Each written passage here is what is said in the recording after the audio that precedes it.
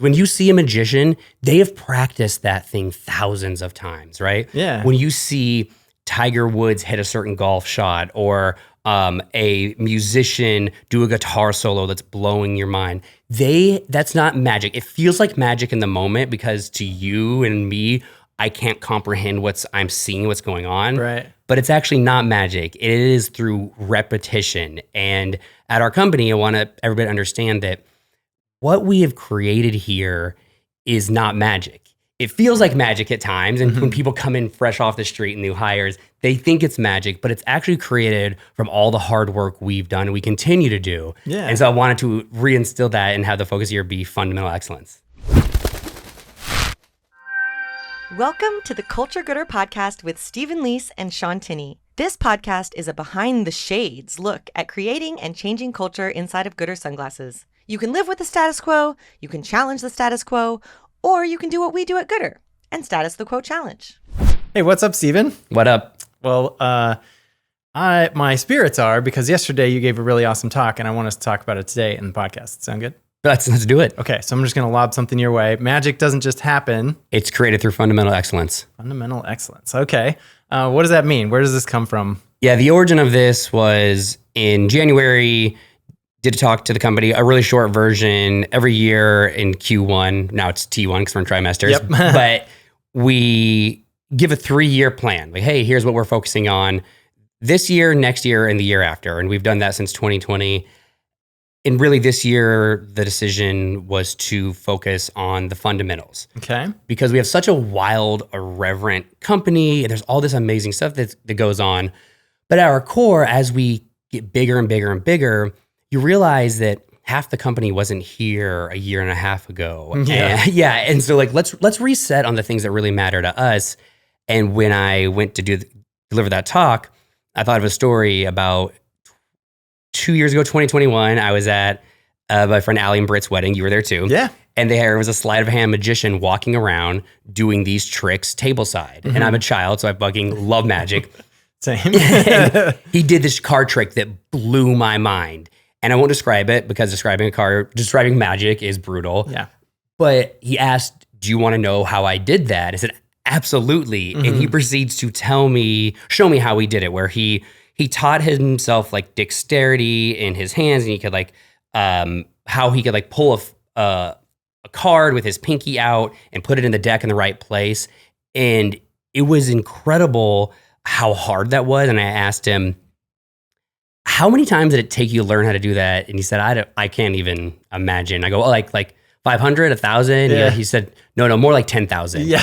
And that's when it hit me, this line of magic doesn't just happen, it's created through fundamental excellence.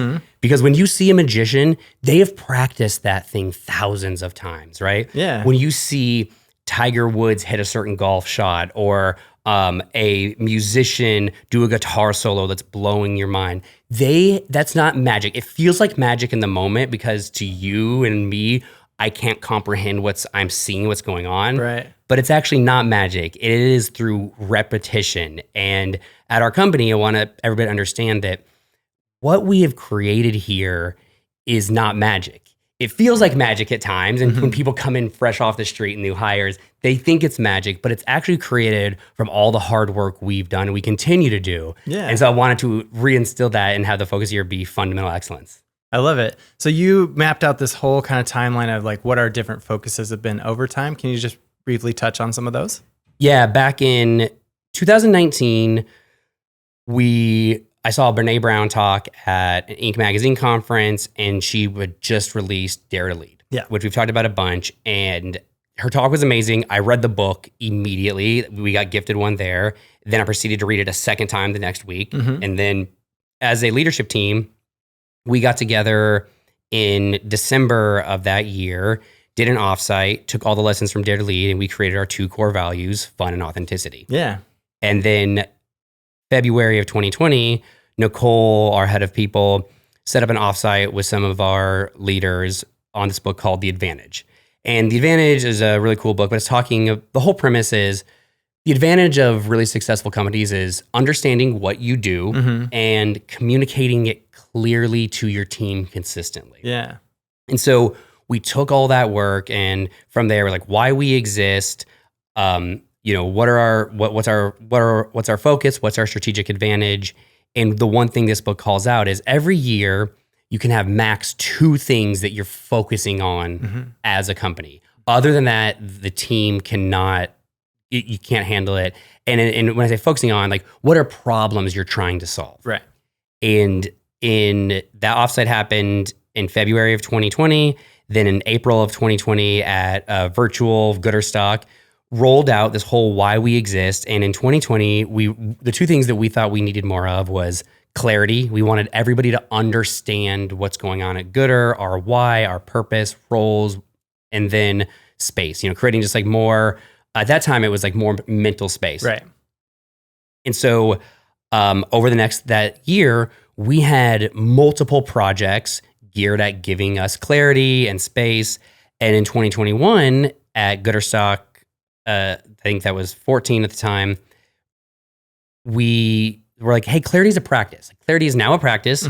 It is off the list. And so now we're focused on vision and space. We didn't feel like space was there. Yeah. And then we did a bunch of initiatives and projects over the next year to give us vision, and really, for us, vision is planning for the future with imagination and wisdom. So really looking to the future. And it was incredible that at that time, then in 2022, the problem was scale.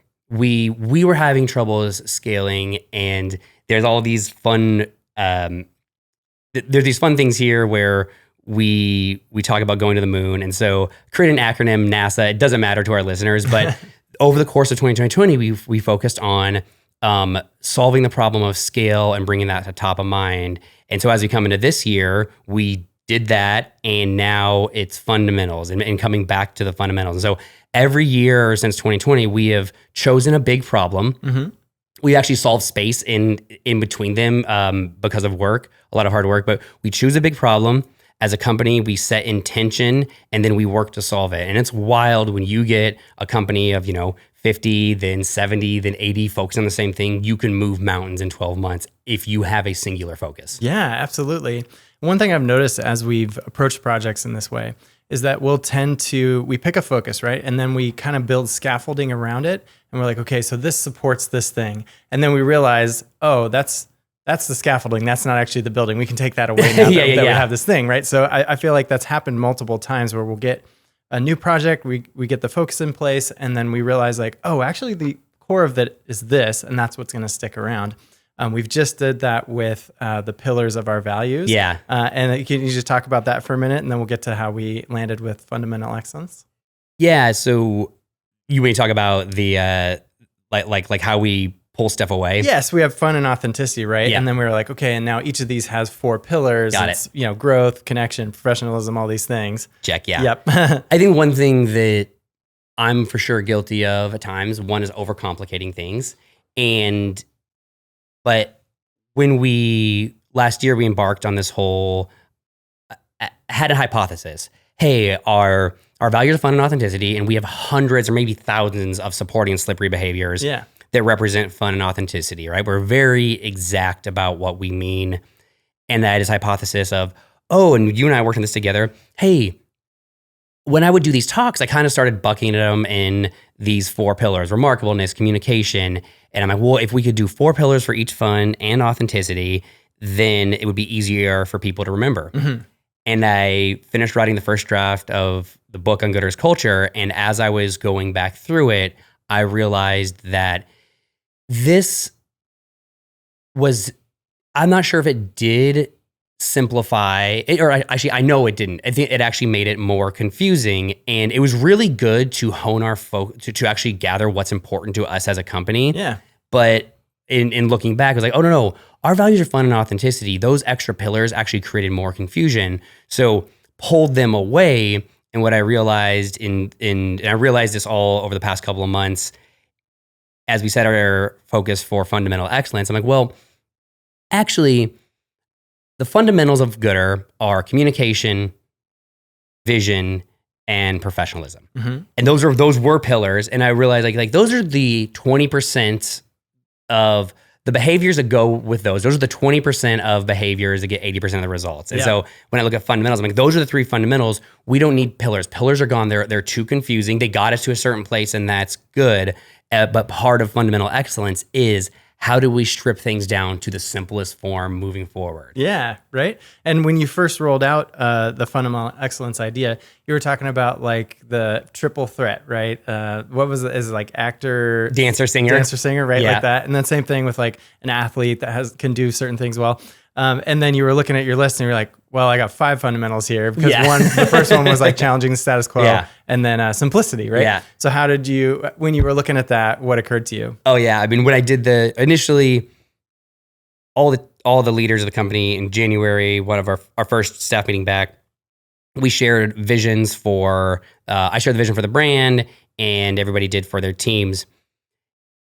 And at that time, I had, kind of like, I talked about the triple threat, and also in baseball, there's like a 5-tool player. Mm-hmm. It's like speed, glove, hits for power. I don't remember, but And as I was looking at it, I'm like, all right, so here's what I think they are. And they were all these clever names. And the last one was simplicity. And simplicity was on there because partly a personal reminder to myself of like, hey, we like make it simple yet significant. Mm-hmm. And so shared a 10-minute version, like, hey, in March, I'm going to like blow this out and do a full-on hour-long talk. And as I started working on the talk over the past month, I was looking at that, and if you looked at the slide and there was simplicity, and I'm like, there's nothing simple about what's going on here. And that was also part of the taking the pillars away. And when I pulled it back and wanted to make things the fundamentals, it became very, very clear. 5's a lot. 3 is way easier. Mm-hmm. We don't need these clever names. Like, let's get down to the root of what's important at Goodr. And it was just hilarious. I mean, I called myself out in the presentation. I'm like, there is nothing simple about what's going on here. Right. But you got to start somewhere. And then we ended in an amazing place. Exactly. I love how you have simplicity staring you in the face at the end of the list, right? You're like, okay, we've got 2 values, 8 pillars, 5 fundamentals, simplicity. Wait a minute. I think we might have missed something there. And then after all that, you're like, hey, listen, we have 2 values, and then we have supportive and slippery behaviors that support those values. Yeah. And then we have 3 fundamentals, and they're vision, communication, professionalism, whatever order you want to put them. We have 3 trimesters that aligns perfectly, so we can focus on those things over time. It just feels like, oh yeah, right? We figured out what was scaffolding and what was the statue. Yeah, for sure. And I think as you get in there and as I got in there and start rolling up my sleeves on any talk, I think it's really important to put yourself the user journey. And so like, all right, Goodr, there's 130 people. All right, what's going on? There's a lot of things. And like you said, we have 3 trimesters. All right, well, how can I focus this company? Because one of the hardest things is keeping this many people moving in the same direction at the same time. Absolutely. And as I start stepping through it, I start seeing issues. And I really, for whatever reason, I can sit down and I can somewhat mimic what it might be like for somebody who's been a Goodr for a few months and be like, well, this is all confusing. And so part of the exercise of, you build the scaffolding up, you paint, and then you take it back down. And the reason I think a lot of people don't do it is because it's a lot of fucking work. You're right. Yeah. Yeah. I mean, it's much easier to defend, oh, well, we've always done things this way, right? Or not to we put a lot of work in getting a certain distance with that, and then we're like, scrap it. But that is part of agility, which is in the like NASA acronym, right? So we have insights. We're looking at this. It seems too confusing. Is this agile? No. Does it scale? Not really. How can we hold ourselves accountable? We can change it immediately. Yeah. Right. Well, and one of the things that was a big help is in the podcast with Daniel Pink, he talks about, he said something to the effect of, Stephen, I think leaders of companies need to view themselves as scientists. They need to test hypothesis, see what it works. Like if it works, great. If it doesn't, all right, do a new hypothesis. Yeah. And what was amazing is Hannah reminded me actually of that quote, pulled it and sent it to me. And so as I was working on this talk, it actually freed me to be like, yes, that's right. This is a hypothesis. It worked until it didn't, or it didn't work. And if you start viewing yourself that way, in what you do and then when something doesn't work, you're not attached to it. Like this is a failed experiment. Right. And that's okay. Yeah. And that speaks to another key part of your talk, which is about celebrating the work over the results, right? If you're identified with the results and it doesn't work, then you feel like a failure and you're likely to get stuck in some way. But if you're just like, look, I just enjoy doing this work and that didn't work, but I can still do it, totally different scenario. Yeah, right. I mean, that is exactly the point, right? If you celebrate the work over the results, does it matter if you fail and you have to do more work? Like the work is the point, right? And I think that is the key to anybody, not just a Goodr in life, like loving your job, like loving the work, not the results, is what matters. Because at the end of the day, everything else can take care of itself. Yeah, right. It's all on its own path. And you had I can track it down here for us, but you had a really nice list of like the why behind, like, why are we pursuing all this? Just put that in front of you and see what stands out to you. Yeah, well, when doing this, when I started working on this, there's this thing that I want this big, shiny crescendo, like in 3 years, we're going to be doing this. And that gets exhausting. Also, it's really misleading. And when I pulled back and realized like, well, at the end of the day, fundamental excellence and getting really good at these things are important because it allows us to do more of the stuff that actually matters here at Goodr. Yeah. Right. So if you celebrating the work of the results is important, but then you get to celebrate each other. You get to help each other. You get to create connection at these events. We have an amazing segment with Maya, Ready to DEI. We have Climate Corner. We're climate neutral. We give people like life skills, and we donate, and we create leaders, and all these things. Like this is why we're here. Yeah. We don't need this thing in 3 years. We're going to be the biggest sunglass company in the world. Like that's actually quite irrelevant to me. Yeah. Doing more of the stuff that we love, like that's what I care about.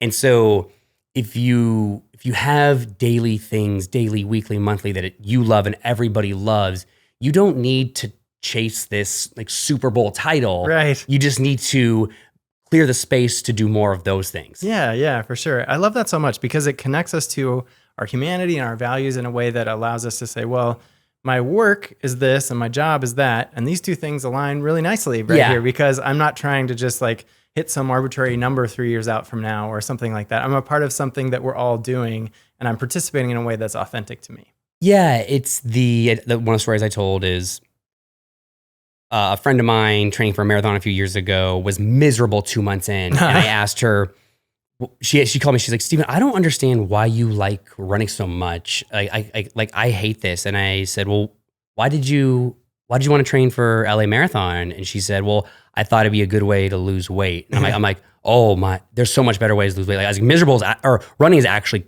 kind of miserable. Right. Yeah. You need to you need to love the misery, right? Like, I love running. I love that.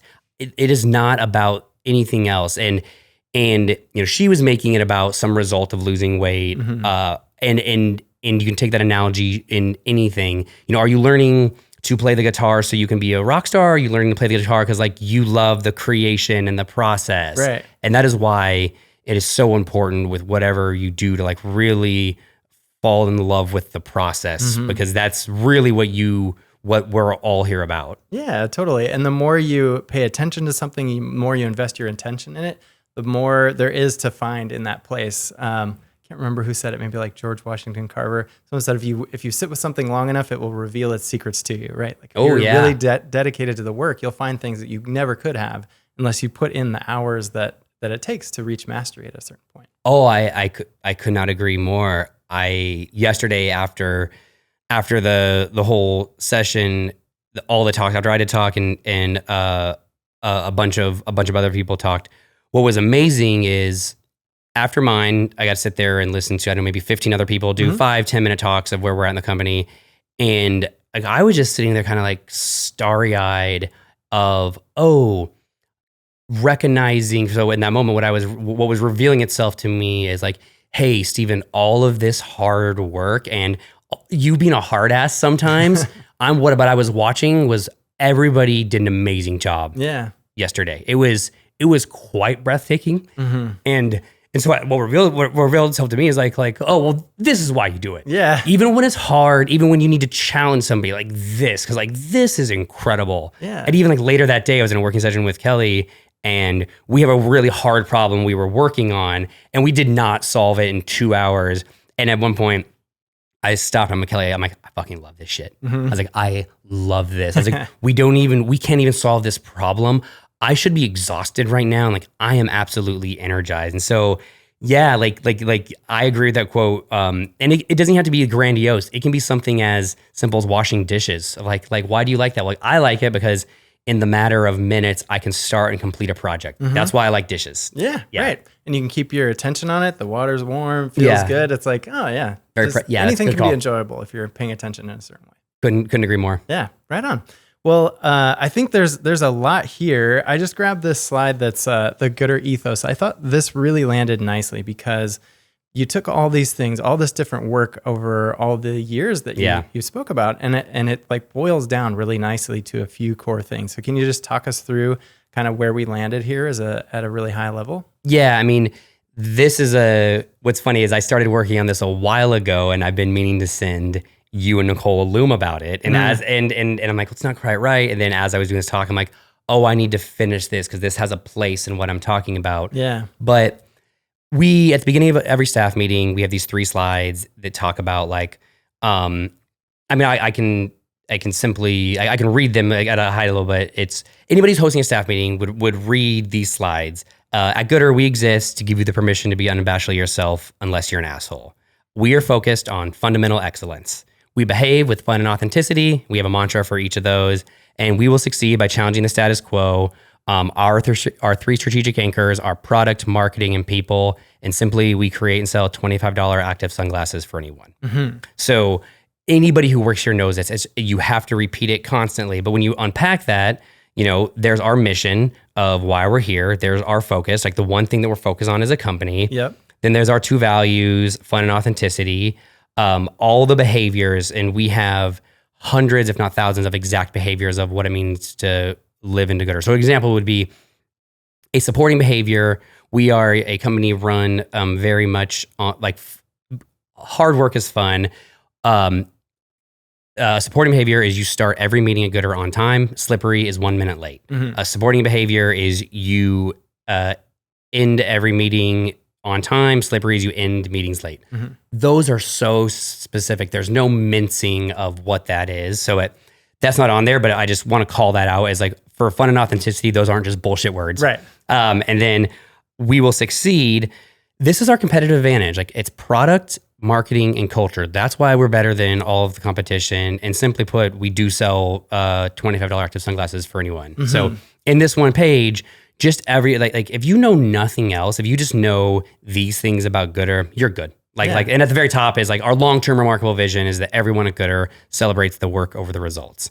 And I think that pulling this together in this way and sharing it in a one snapshot really grounded everybody in why we're here. Yeah, absolutely. And clear is kind, right? And this brings a ton of clarity. One of the things I love, Steven, is that the thing we are up to is the very last line. That, right? It's like, oh yeah, by the way, we create and sell eyewear. But it is. What's funny about, I don't actually, the Advantage offsite was so many years, was in 2020, so I don't remember, but they had things bucketed in different ways. We took their amazing concept and we made it ours. And so if you go do an offsite based on the Advantage, it's going to be worded differently. And I would say anybody, you take that work, like anybody's work, whether it's a book by Daniel Pink or Brene Brown, and you're like, this concept is grounded. Okay, I believe in the concept, and now I'm going to make it work for me and my team or our company. But in there, it is really important that we do understand that we make sunglasses. And there's 2 hilarious reasons I think to understand that. One, we joke all the time, it's like, hey, we just make sunglasses. Yeah. Like we actually are not curing cancer. And so like when we find ourselves taking stuff too seriously, and I do, it's like we just make and sell sunglasses. Yep. Also, we do need to make and sell sunglasses to pay for all this stuff. Right. And so Kind of important. they're like, just so understanding, like we all know we got to do this, right? Yeah. But it is a really important point. It's small. And yeah, it is the last thing. At the end of the day, it is what gives us the fuel to do everything else. Mm-hmm. Yeah. And these other things are the outline for the way we approach the work and the way that we invest in doing things really well, like just sticking to the fundamentals, showing up prepared to meetings, having a clear vision for the next 3, 2, 1 years. You know, all of these things, just being willing to communicate with each other and say what's on our mind. And, you know, that it all takes courage and effort and attention. And I just really appreciate that you put all that in one place and communicate it regularly in a way that everyone can hear and understand. Oh, I appreciate that. And although I put the polish on it, right? It takes a village for all this to work. Yeah. And that is a very important thing of, you know, my name is on the marquee, but I didn't build the building alone. That did not happen. There's a lot of other people here doing a lot of other work. And I have a gift for storytelling. I have I shouldn't say, I have worked my ass off. It is not magic. Developed It is not skill. magic that I'm good at storytelling. It is actually not magic that I'm really good at simplifying messages. It was created through fundamental excellence, Shaun. I see. Like in my talk, I actually share, there's a photograph of me from our first Goodr stock. Mm-hmm. I believe that was 2017. You know, we've done 20 plus since, and on the screen is our old deck template, and it says version 1 Goodr culture codes. Yeah. And so even back then, so the amount of time that I've put into getting it here has been wild. I bet if you flip through that deck, it was quite a mess compared to what you saw yesterday. Yeah, for sure. But what I loved about that, Stephen, was I could see the seed of this fully grown jungle right there, right? It was all there. Yeah. It's just scaled up now through tons of celebrating the work over the results, right? Putting in the work over and over and over and really getting it to this point where now it is clarified and it is boiled down. But it was still there at the beginning. Yeah. It's just now it's gone through so much refinement that it's really, really clear and simple. Yeah, it is. And I want to keep it clear and simple. And also, we can change anything we want to serve the company however we want. Yeah. But I mean, my goal here is that we actually, instead of getting bigger, faster, stronger, we get leaner, smarter, stronger. Yeah. And because that's really like where the fun starts to occur, where you are more interested in like agility than brute force. Mm-hmm. Yeah. Nice.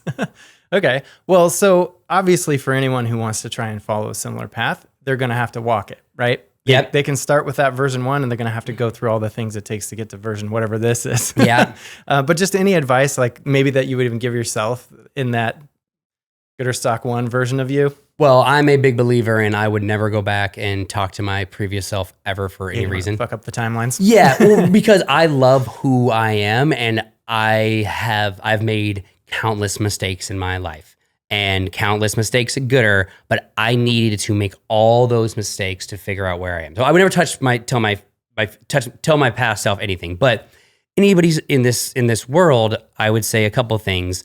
One, do view what you're doing as a scientist. Like, what is your hypothesis? And understand what you're doing. Like I just have a deep burning belief of loving what I do every day. Yeah. Right? I haven't felt like I've gone to work in years, and so once I caught that, I understood that it was all right. Why is that? How do I create more of it? And so understand like what's going on. So that's number one. Understand why you're doing this. Right. Number one. Number two, and hopefully it's for other people. Hopefully it's for the benefit of other people, not yourself. Because for the benefit of yourself, like there's other ways you can make money. For sure. So understand why you're doing this.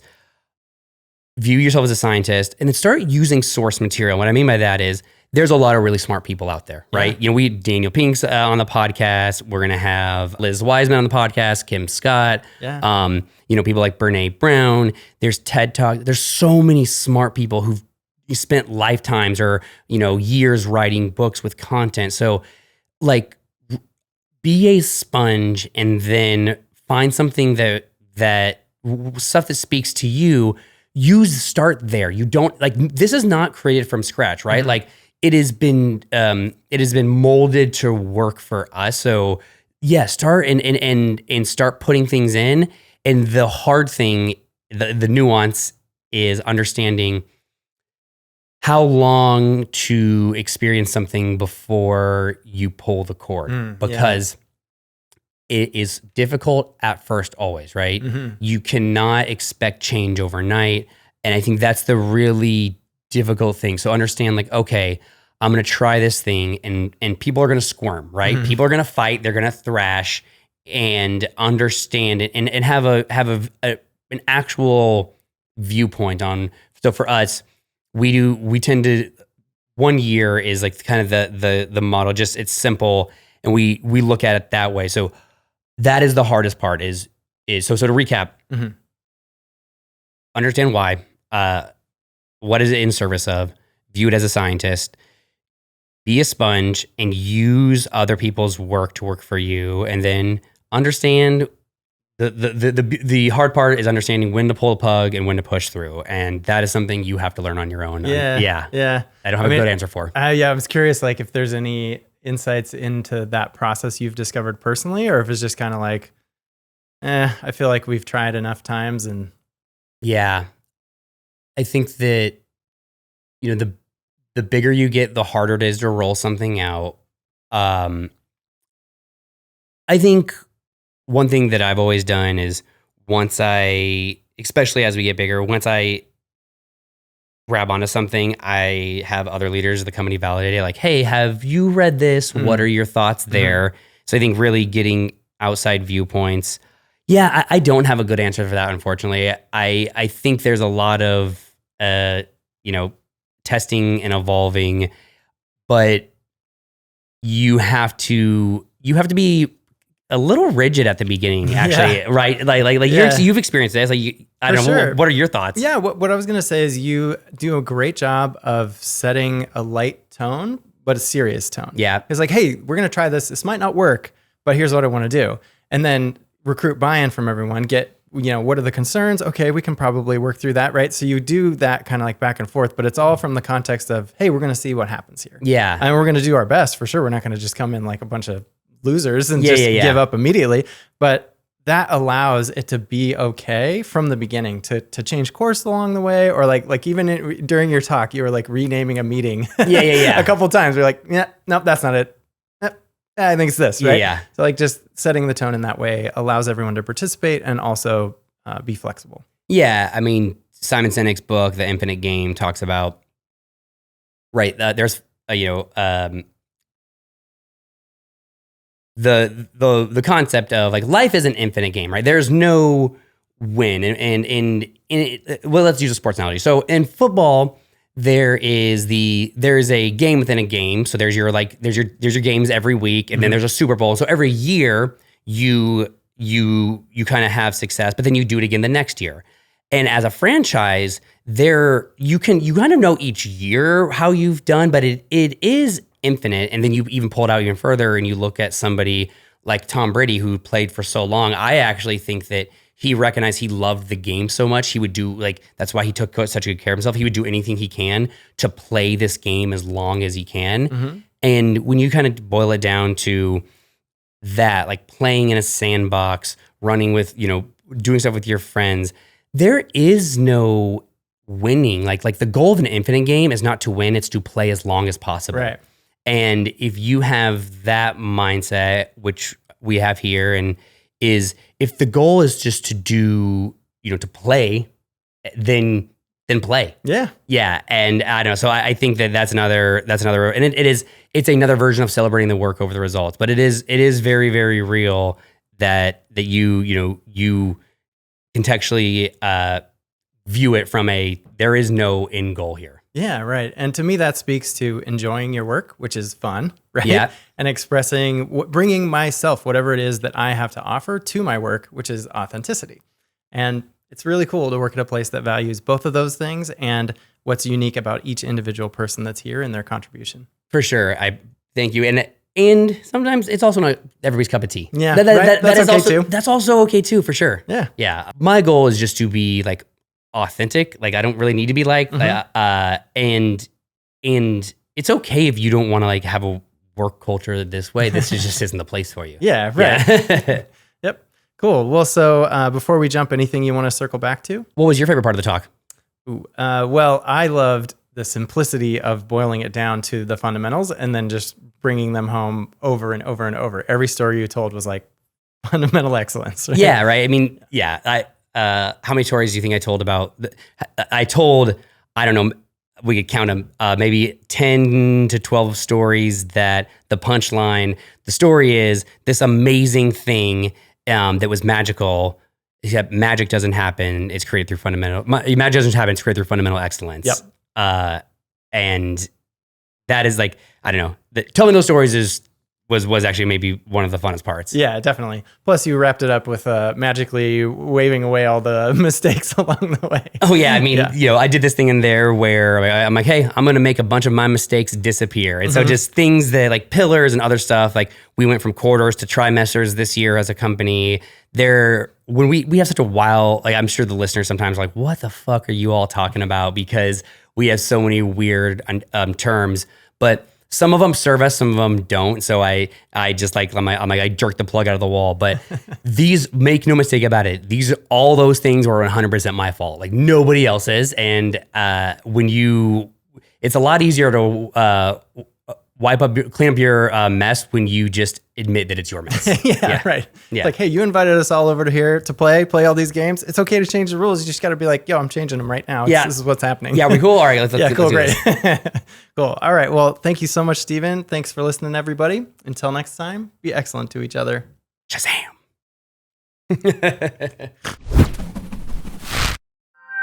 Thanks for listening to the Culture Goodr podcast. To submit questions for the podcast, learn more about our culture, and learn how you can status the quote challenge, head over to goodr.com/culture.